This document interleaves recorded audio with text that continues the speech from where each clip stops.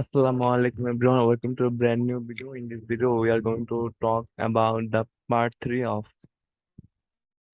how to talk anyone. So, how to talk like a VIP. Welcome to the human jungle. When two tigers prowling through the jungle chance upon one another in clearing, they look at each other. They freeze instinctively, instinctively. We calculate if our staring come to hissing came to scratching came to clawing, who would win? Which of us has the strongest survival skills? Tigers in the wilderness differ little from the urban upright animals inhabiting the corporate jungle.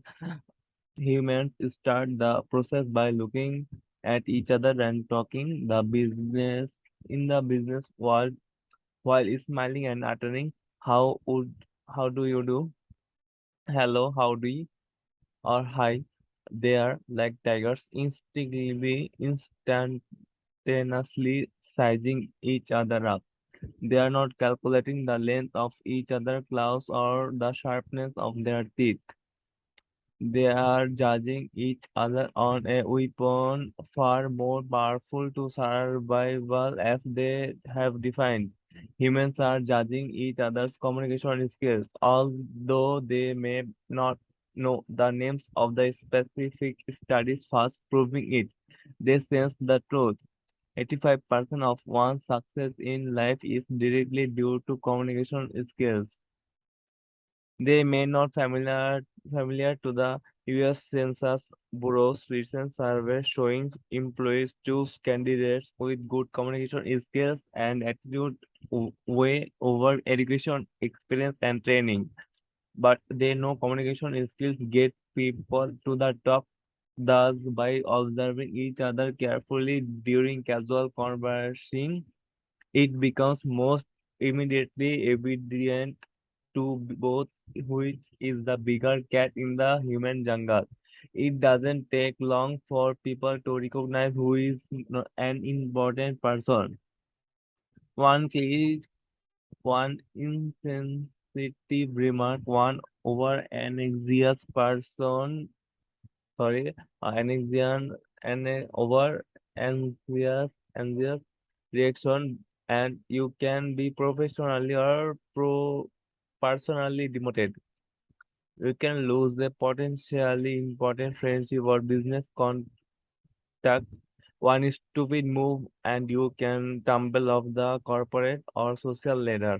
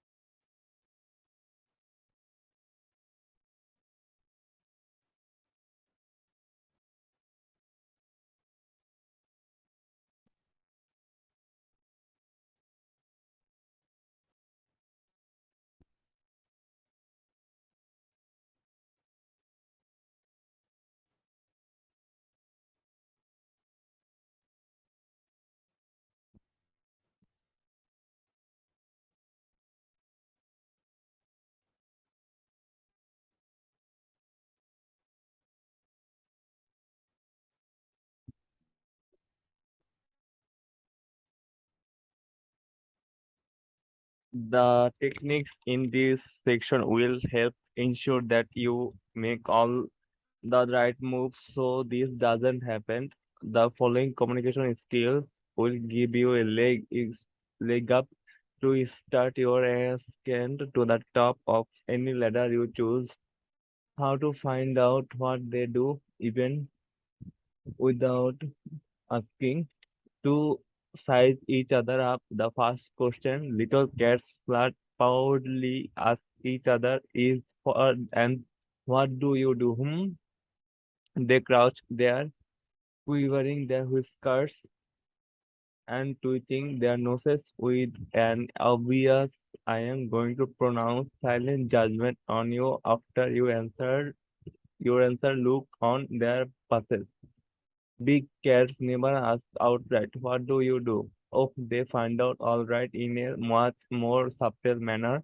By not asking the question, the big boys and big girls come across as more principled, even spiritual. After all, their silence says a man or woman is far more than his or her job.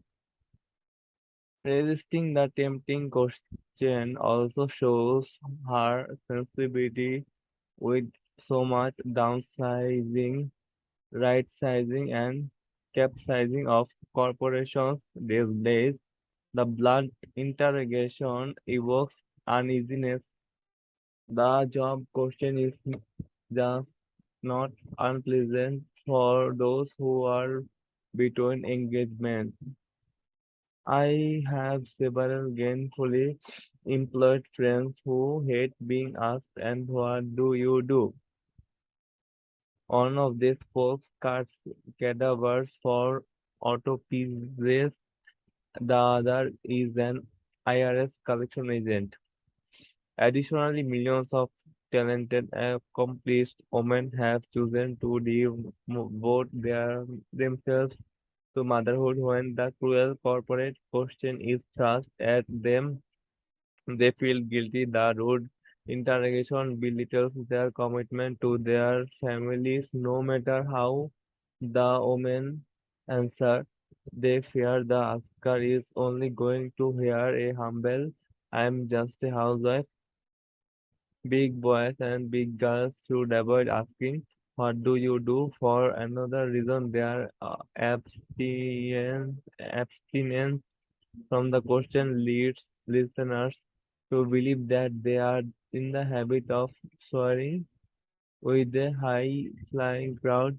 Recently, I attended a posh party on Easy Road. I suspect they invited me as their token working class person. I noticed no one was asking anyone what they did because they soils didn't do anything.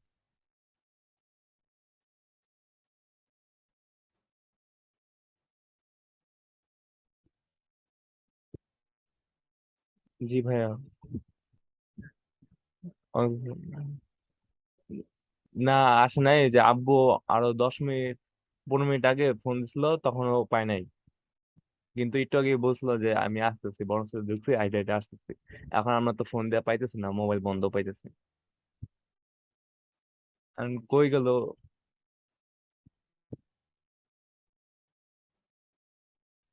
এখন তো বুঝতেছি না কি পার্লারে গেল নাকি কোথায় গেল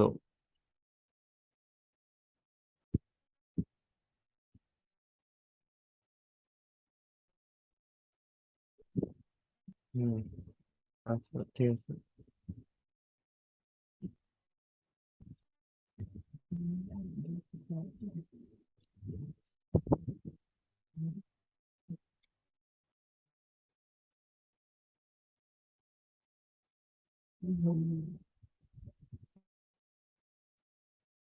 Additionally, most Additionally, millions of talented of accomplished women have chosen to devote themselves to motherhood when the cruel corporate question is thrust at them and they feel guilty.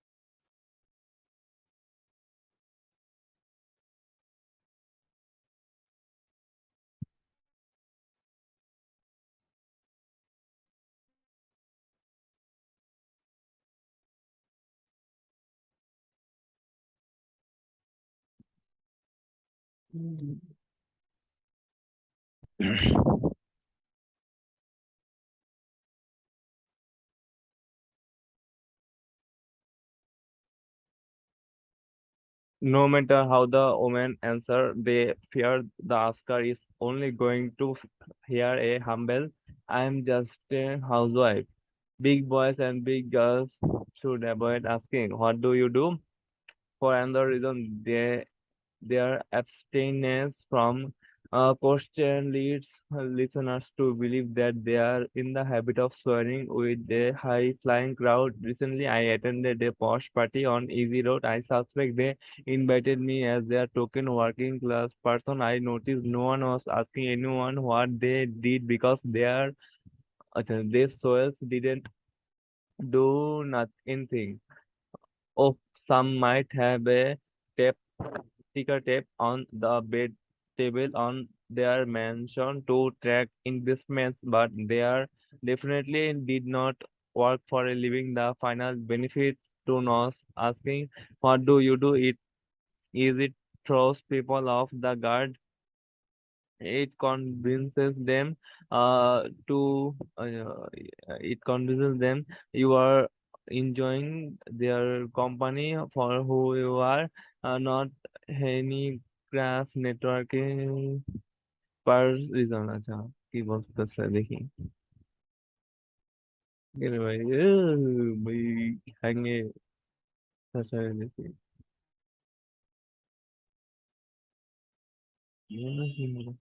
আচ্ছা ঠিক আছে হুম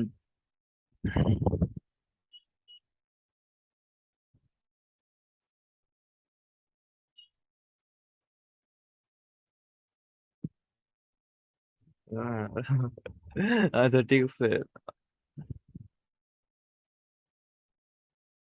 the right way to find out how do you find out what someone does for a living? I thought you would never ask. You simply practice the following 8 words all together now. How do you spend most of your time? Technique 24. What do you do not? A sure sign your somebody is the conspicuous essence of the question, what do you do? You determine this, of course, but not with those four dirty words that label you as either a ruthless networker, a social climber, a gold digger, husband or wife hunter, or someone who's never strolled along easy street. How to find out what they do, even asking. How do you spend most of your time? The is the gracious way uh, to let a cadaver cutter, a tax collector, or a capsized employee of the bull hook. It's the way to reinforce an accomplished mother's choice. It's the way to assure a spiritual soul you see his or her inner beauty. It's a way to suggest a soul that you reside on East Street to her.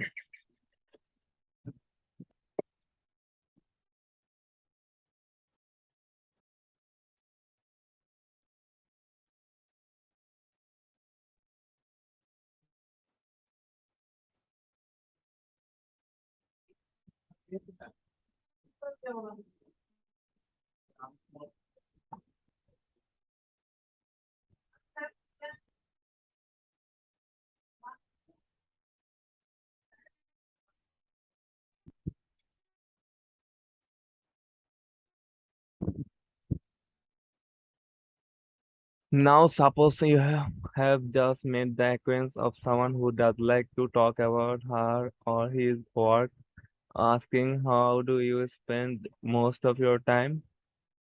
How do you spend most of your time? Also opens the door for workaholics, workaholics, workaholics to spout off. Oh golly, they mock one. I just spend all my time working. That, of course, is your invitation to grill them for details. When they will talk your ear off, yet the new wording of your question gives those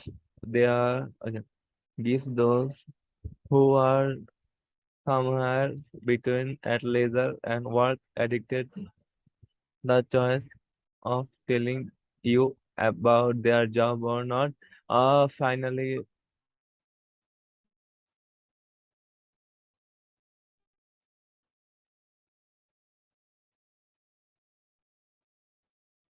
asking, how do you spend most of your time instead of, and what do you do? Gives you your big cat steps right off.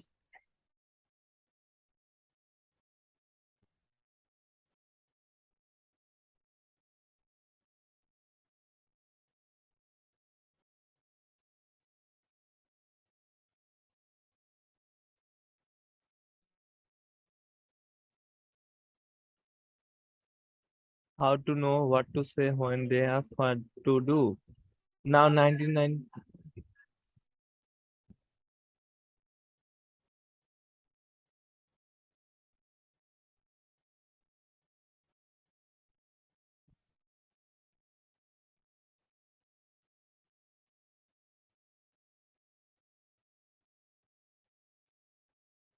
Now 99% of the people you ask will of course ask, and what do you do? Big winners realizing someone will always ask are fully prepared for in the interrogation.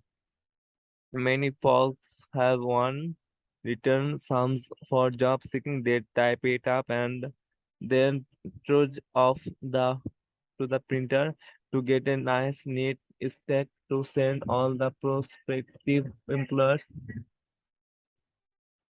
The RZ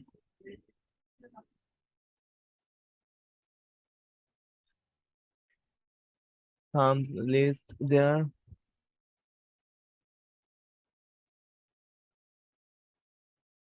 previous positions, date of employment, and education. Then at the bottom, they might as well have scribbled, well, that's me, take it or leave it, and usually they get left. Why? Because prospective employers do not find enough specific points in the sums that relate directly to what their firm is seeking. Okay, that's all for today. See you in the next video. Till then, bye bye.